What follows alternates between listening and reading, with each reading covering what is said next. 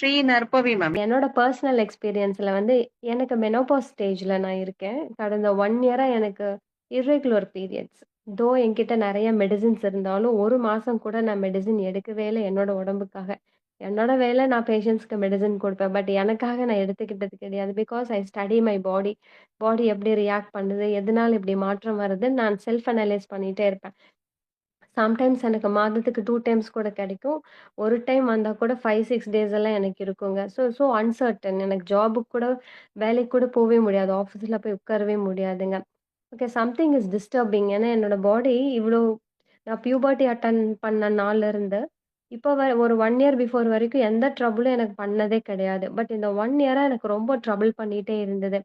In fact நான் uterus கூட remove பண்ணிர்லாமாங்கிற ஒரு ஸ்டேஜுக்கு வந்தேன்.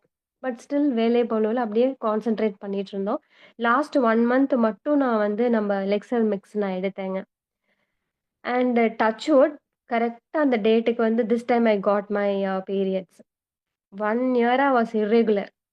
And I was so happy. நான் 1 இயர்க்கு பிஃபோர் எப்படி இருந்தேனோ நார்மலா, அந்த மாதிரி தான் நான் இந்த டைம் நான் வந்து இருந்தேங்க.